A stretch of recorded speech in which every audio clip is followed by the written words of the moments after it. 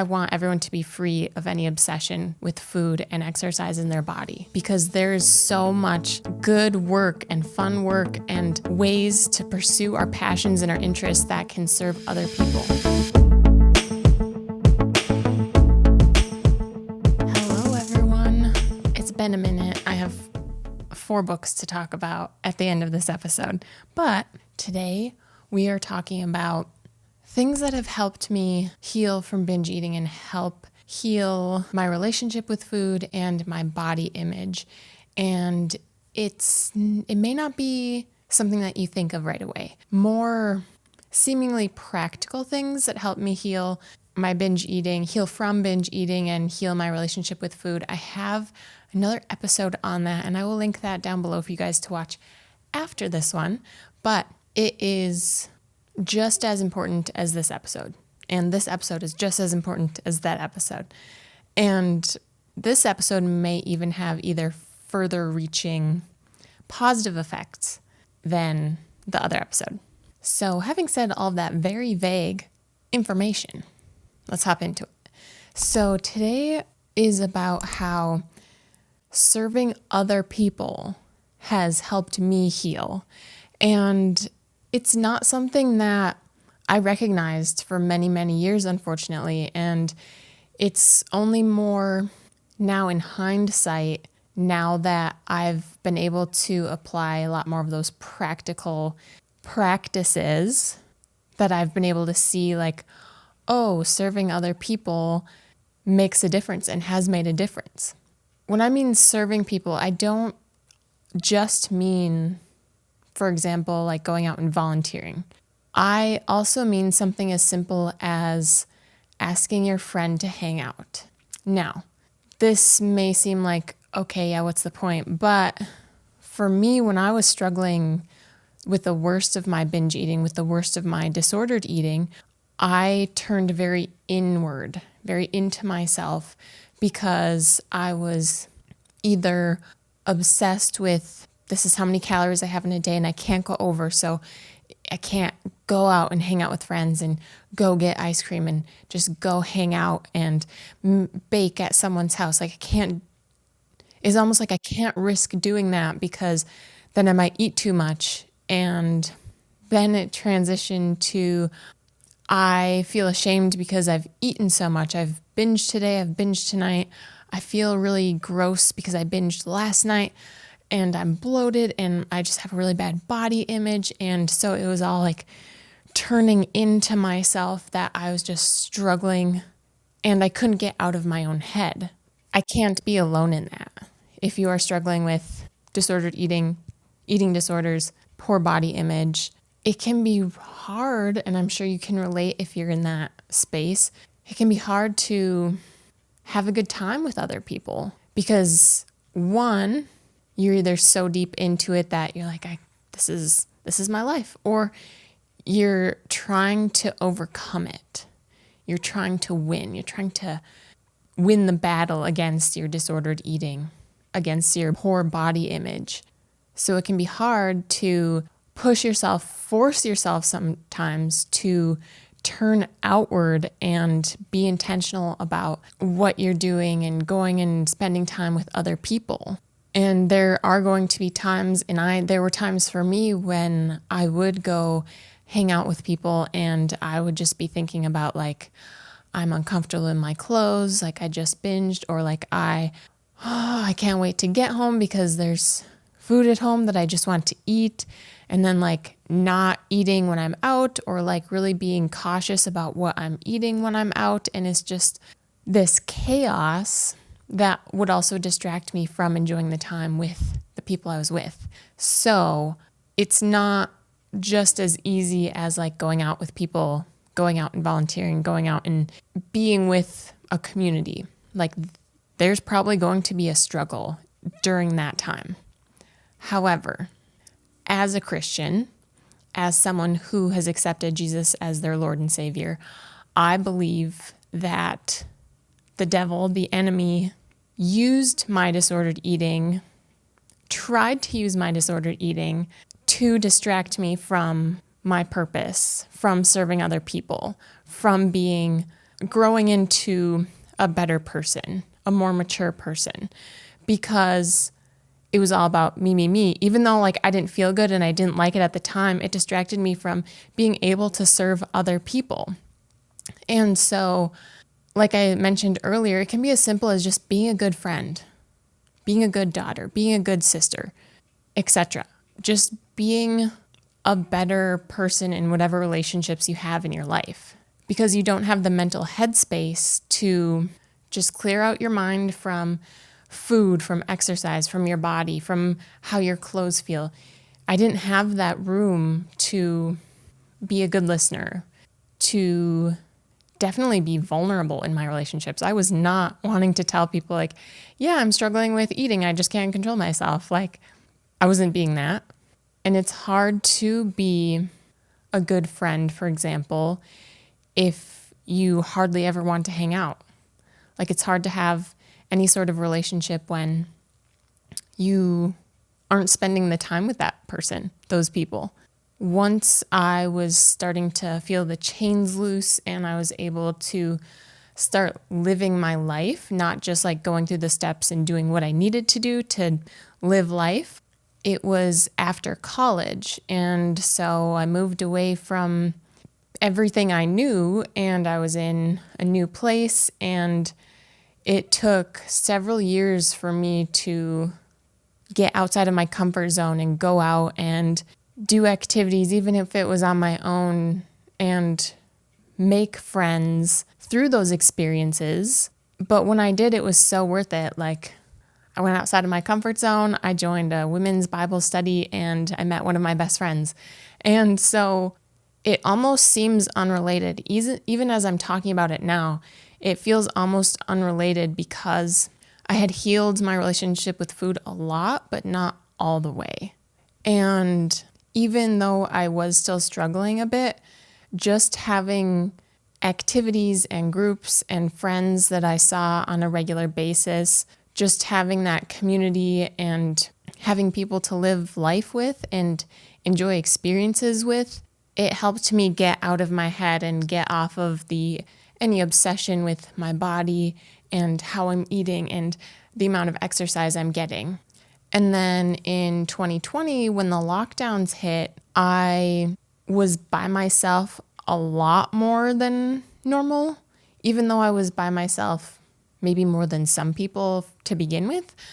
But being alone came in conjunction with a time when I started to slip. I felt like I was slipping back into binge eating and just overeating and like eating out of boredom and eating because I was anxious or uncomfortable or for whatever reason it may have been.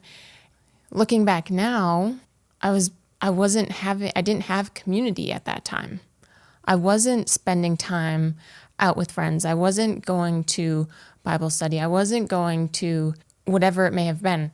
And about a year and a half later, unfortunately, it was about a year and a half later when I got to a point where I had gotten interested in finances and just like personal finance and investing. And then it was like, what am I doing with my life? Am I just going to work until I retire and then what? Like, I had been asking myself questions like this, maybe like, who asks themselves these kind of questions? But I was like, what am I going to do when I retire? Like, I like my work, but I don't want to do this until I'm 80, 90, however many years I get on this earth. And 6 months, a year after I started asking myself those questions, I think those questions had been in my head for a while, but I started to, it went in conjunction with like personal finance and like reading Rich Dad, Poor Dad, and a whole bunch of, there were some other factors that came into play, but I was like, I want more, because I went to the gym, I cooked, I baked, I went to work, and then it was like, I watched TV, I listened to podcasts, and I was like, is this life? And so, don't worry, this is going to tie back in to my relationship with food, but in the fall of 2021, I actually started my first YouTube channel, which is still out there. I still work on it. It's the Recipes with Ray YouTube channel, and I share recipes, sweet and savory recipes. I bake and I cook. And as I was maturing in my faith, as I continued to mature in my faith, I wanted whatever I did to serve other people. So even through the I'm Bringin Healthy Back podcast, even through the Recipes with Ray YouTube channel, like I wanted to serve people. I believe that we all have interests, we all have passions. And I believe some of those interests and passions are from God, and that He's allowed some of us to be better cooks, to be better dancers, to be better writers, to be better speakers, to whatever you end up being good at is a gift that we can use to serve others. So I already liked to cook and bake. To me, I'm not one of those chefs that like can just make something up on the fly. I'm not just like producing recipes out of thin air. I follow other people's recipes, but I enjoy that. I enjoy the structure of that. And to me, that's easy to follow a recipe. But I also had heard someone say, like, I find it easier to see someone do it, to make something, to bake something, to cook something. It was easier for them to see someone do it. And so I was like, well, can I share recipes with you that I like? And through the I'm Bringin Healthy Back, it was even a bigger serving, because serving of other people. I was nervous to start this YouTube channel for a while because it's very vulnerable to be like, yeah, I struggled with disordered eating. Like was at a very unhealthy low weight. And then I had issues with overeating, like with binge eating. And that's not something that like I was proud of. But like I said earlier, as a child of God, I think the devil used my disordered eating to try and distract me from any purpose that God had for me here on earth. And it distracted me from being able to serve other people and be the best version of myself for other people. And so healing from disordered eating and working on healing my relationship with my body and just being okay with where it's at, its fluctuations and everything. I have a passion for wanting other people to know that they're not alone, and there is a way to heal your relationship with food and with your body, and exercise is good and it can be fun, and food can be healthy and delicious. And so even though I am by myself, I'm sharing my struggles, and I'm sharing what helped me, and I'm sharing whatever I end up sharing with you guys because I want it to be a service to you. And through this, I feel like it's a way that I can glorify God, serve other people, utilizing the experiences I've gone through, even though they weren't fun, so that maybe me sharing what I share with you guys can help you heal faster, to heal better, to be able to enjoy food and your body and exercise, but not be obsessed with it, so that you can also really harness and realize and share or utilize to the best of your ability the gifts and the talents that you have to serve other people. And by doing this, I feel like I have work to do. And I like to do it. Like I have a full-time job, but also I enjoy on my weeknights, on my weekends, filming or editing or uploading or sharing tidbits on social media about this is what I used to struggle with. And this is how I overcame those things. And just working to be an encouragement for you. So am I directly in person with you? No, you may be seeing me, you may be hearing me, and I'm not like in your pocket, just like throughout the day being able to encourage you, but maybe the half hour that you've taken to listen to this, to listen to my other episodes, have been a service to you. And in being a service to you, my brain isn't trying to compensate for anything. I'm not feeling so lonely because I'm like, I have work to do. I have people to serve. I don't have as much time to be anxious or worried about things because I'm like, I have work to do. And it brings me joy when someone says, I needed to hear that. It brings me joy when, even if I help one person, I think it was worth it. And so having that, feeling like I have a purpose and feeling like I have work to do, I don't have as much time to obsess about food. And I understand that I did a lot of healing my relationship with food and my body image before coming to a point where I was like, what content can I create and put out there to help other people? Whether it be to find a recipe for a dessert to take to a picnic, or sharing recipes that are quick and easy and delicious and nutritious that you can make for your dinner. Whether it just be an encouraging podcast and be like, hey, you're not alone. Like, you can heal your relationship with food and with your body. And in creating the content, it really has sparked joy that I was missing. And having disordered eating or an eating disorder and bad body image can be really defeating and deflating and despairing. And you're like, what am I? Like, maybe you feel like you're failing, and I need you to know that you are not failing. This is a hard season of your life, but it's not the last season of your life. Everything is temporary. And so if you are struggling, keep going. If you are struggling, push yourself to reach out to a friend, hang out once a week, once a month. Push yourself to go out to a coffee shop and maybe say hi to someone, or go to a winery, or go to the library. And I know it can be uncomfortable, especially for some reason it feels more uncomfortable as an adult trying to make friends. But we all need community. We all need friends. We all need people in our lives. You can do it alone for a little while, but that's not how we're meant to live life. We're meant to have a community, and you don't need 20 people. Find one to start with. And then maybe they have a friend that you also get along with, and then you have 3 of you. But don't sit in your struggle alone. Don't sit in your struggle alone. You will find people, friends, family, who will be there with you in your struggle. By isolating yourself, maybe there are people out there who can serve you, but if they don't know you're out there, they can't do that. So it's like reciprocal service, serving other people.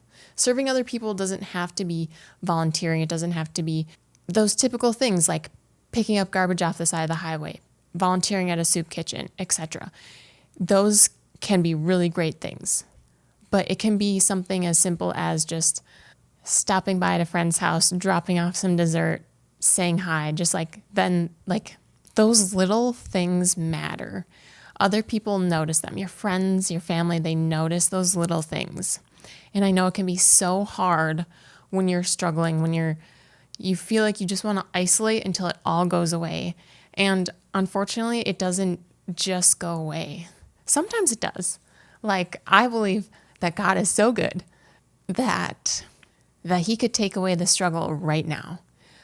But I also think he allows us to go through struggles to grow stronger and to learn lessons. And even though I hated going through my hardest struggles of binge eating was the worst. I wouldn't wish that upon anyone, but I'm thankful now that it has created such a passion for health and fitness for me, and having a healthy mindset and body image and all the good things, that it has given me work to do, to share with you, to encourage you along your journey of healing.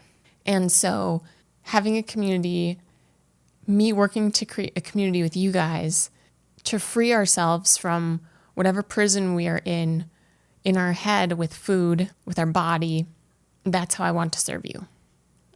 I want everyone to be free of any obsession with food and exercise in their body, because there's so much good work and fun work and ways to pursue our passions and our interests that can serve other people. So it can be little things. It can be big things. Like I said, it can be dropping off dessert to a friend. It can be sharing your struggle and how you've worked to overcome it on YouTube, on a podcast. It can be going out and serving at a soup kitchen. Whatever you can do to get yourself out of your head and put your energy towards other people can be really freeing of whatever you're struggling with. And it may be freeing for you just while you're there serving.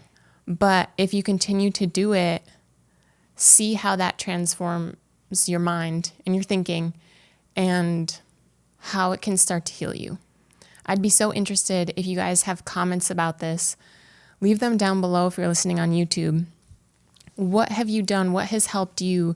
Have you had a similar experience of you've been in a season of despair, of struggle, and you've gone and served other people, you've spent time with other people, and how it has impacted you and your journey of healing?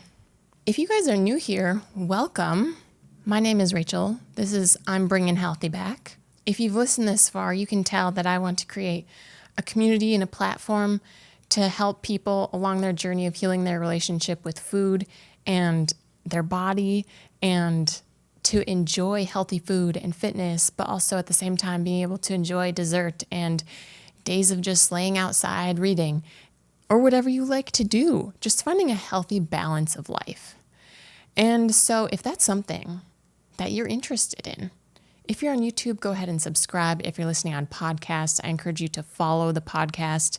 If you are listening on podcast and you've been here for a while, or if this is your first episode and you feel so inclined, I'd encourage you to rate and review on Spotify or Apple Podcasts. I don't know if you can leave ratings and reviews on other platforms at this time, but per usual, I've moved this segment to the end so that I get into the meat of the matter at the beginning to give you what you clicked on this episode for. But at the end, I just like to talk about fun things that I'm enjoying in life. And one is I don't go clothes shopping a lot, but sometimes I do. And sometimes I thrift. And so this like midi crop crew neck, I thrifted. And if you follow me on Instagram, you would have seen this. If you didn't know, I do have an Instagram and a Facebook page. What I post on Instagram goes on Facebook. So if you're a Facebook person or if you're an Instagram person, it's the same handle. It's at I'm Bringin' Healthy Back. No apostrophes. I will put that on screen for you guys and I will link it down below. But yes, so it's this like cute peach color, super cozy, little oversized fit. Big fan. I tried to find it in other colors. It's 00 brand. I don't know if they even sell it anymore. I did a quick search and I don't know if it's their own company or if it's a brand that another store sells. Like I thought maybe Old Navy sells this brand. I don't know. I didn't look at Old Navy. But I've come back into my reading, a season of reading. I didn't read a lot. I read some like during the summers in grade school and high school, but I didn't read a lot because I had to do a lot of reading in school, and I was like, I'm done. I don't want to read anymore, but I want to read again. So if you're here for the last episode, I was reading these two books. I was reading And Then There Were None by Agatha Christie, and then I was reading Amy Tan's The Joy Luck Club. I have finished both. So Agatha Christie is a murder mystery novelist. And Then There Were None, I very much enjoyed. So there are 10 strangers invited to this island, and one by one they start dying off. And you're like, had me on the edge of my seat, like almost the entire book. And then we get to the end and I'm like, wait, is that it? I'm like, oh, this is such a letdown.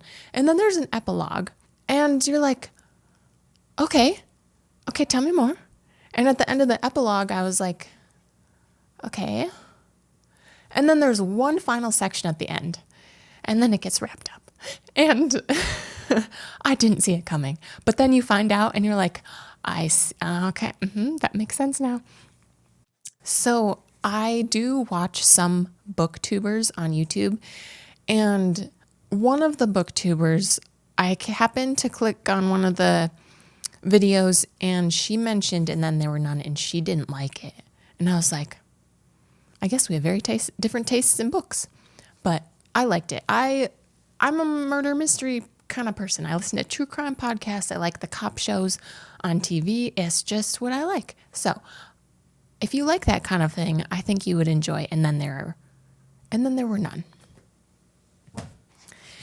And then the Joy Luck Club. So I think I mentioned in the last episode, there are 4 women who had come over from China, and then they had, I don't know if all of them had daughters, at least 2 of them had daughters. And there's the story, it changes perspectives from woman to woman to woman to woman to their daughter, and it kind of jumbles up. And I could have done more work on like referencing back, okay, who is this? Which daughter is this? Which mom is this? I didn't do that. So it's a little bit, you have to focus and pay attention and reference back to know exactly who's talking.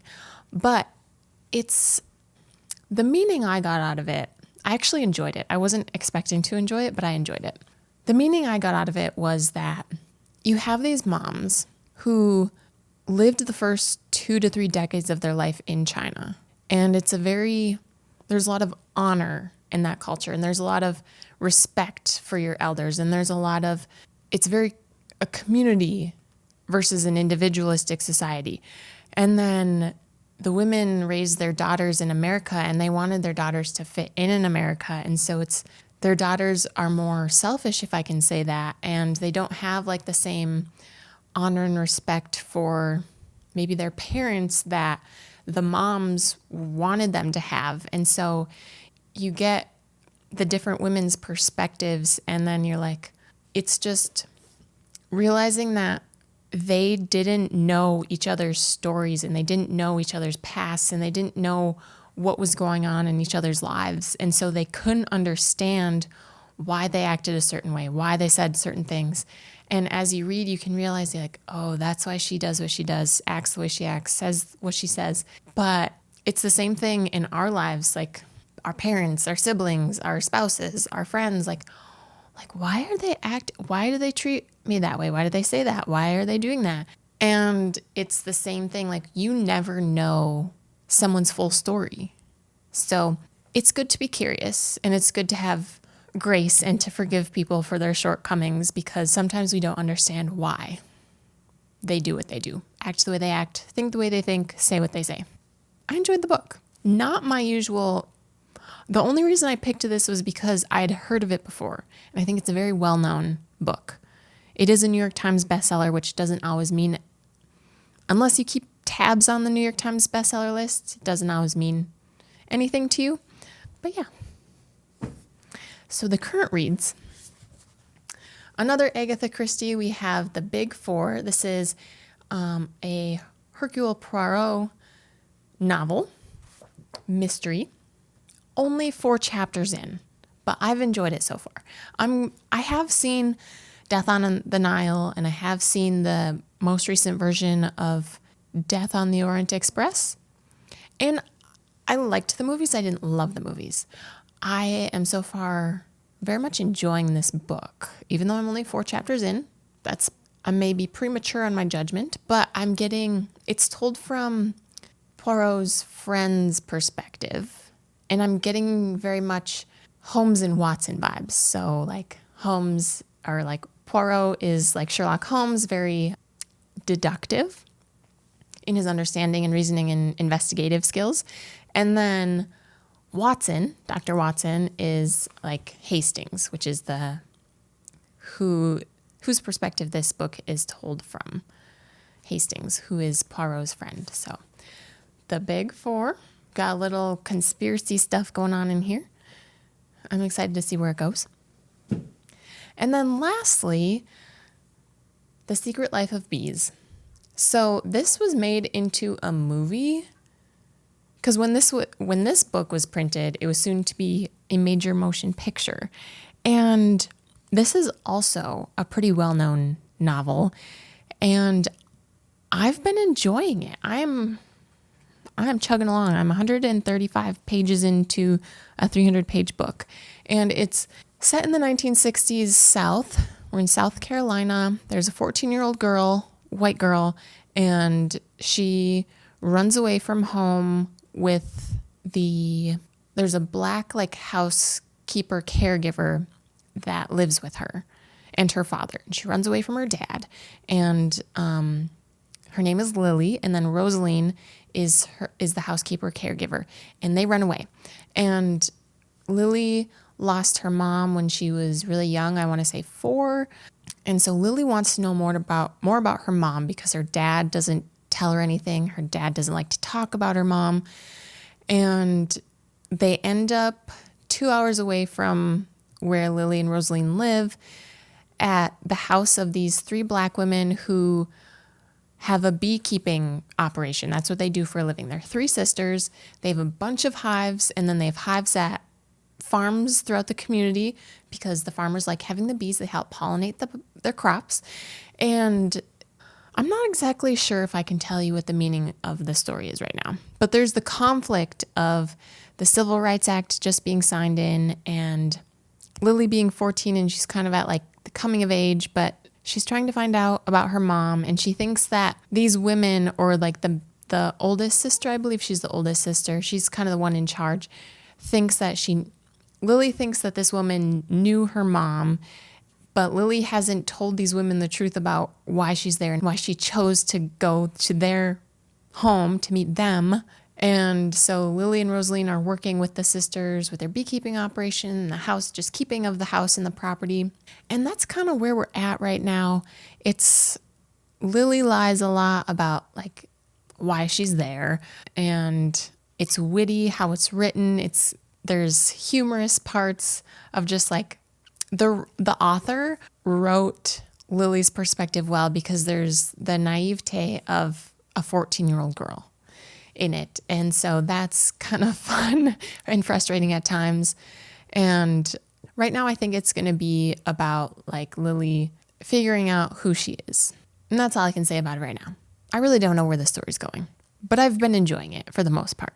It's one of those, I'm thinking like fried green tomato, like Steel Magnolia. Is it Magnolia or Magnolias? Those movies, that's the similar vibe that I'm getting from this book, but I don't like to watch those movies. So I feel like I would not want to watch this movie, but I will enjoy reading the book. So we'll see where we're at. The next time I talk to you guys, I may have this finished, but we'll see. And that's where I'm at. I'm not watching any TV shows. Yeah.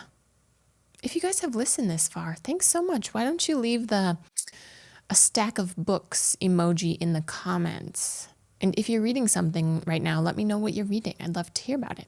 If you've made it this far, thanks again so much for listening. Follow and subscribe if you would like to see more content or hear more content from me. If you're listening on YouTube, hit that bell so that you know when I drop the next episode. And if you want more content from me, if you missed last week's episode, I will put it right here on screen. You can click to it, or I will leave it down below in the show notes for my podcast listeners, and I'll see you guys there.